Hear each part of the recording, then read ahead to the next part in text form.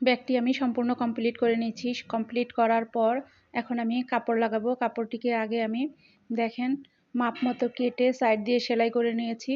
সেলাই করে আমি তলাটা আলাদা করেছি, কারণ এটার তলাটা অনেকটা চওড়া। আপনাদেরকে দেখিয়ে দিচ্ছি, একটু দেখেন, দেখলেই বুঝতে পারবেন। এখন আমি কাপড়টিকে ব্যাগের ভিতরে সুন্দর করে সেট করে তারপর সাইড দিয়ে সুন্দর করে সেলাই করব, যেন দেখতে সুন্দর লাগে।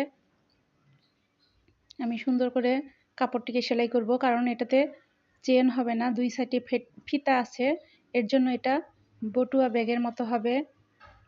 যাই হোক, ব্যাগটিকে সুন্দর করে ধরে সুন্দর করে সেলাই করতে হবে। আমি সাদা সুতা দিয়ে সেলাই করব, আর শুধু সাদা অংশটুকু সেলাই করব। সবুজ সুতা, সবুজ যে আমি কাজটি করেছি সেখানে ফিতা দিয়েছি বটুয়া ব্যাগের মতো। আপনারা ভিডিওগুলি যদি সবগুলি দেখেন তাহলে বুঝতে পারবেন যে আমি ফিতাটা কিভাবে দিয়েছি। যাই হোক, এভাবেই আমি সুন্দর করে কাপড়টিকে ধরে ধরে সুন্দর করে সেলাই করে নেব,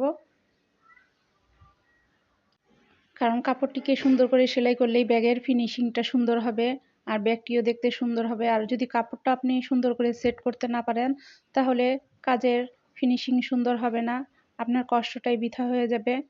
তার জন্য অবশ্যই কাপড়টিকে সুন্দর করে ধরে ধরে সেলাই করবেন, আর একটু যেন মজবুত হয় এর জন্য আর ঘন ঘন সেলাইগুলি দিবেন, তাহলে সুন্দর হবে ব্যাগটি, আর মজবুত হবে, ফাঁকা হয়ে থাকবে না কাজগুলি কমপ্লিট করার পর। যাই হোক, এখানেই শেষ করছি।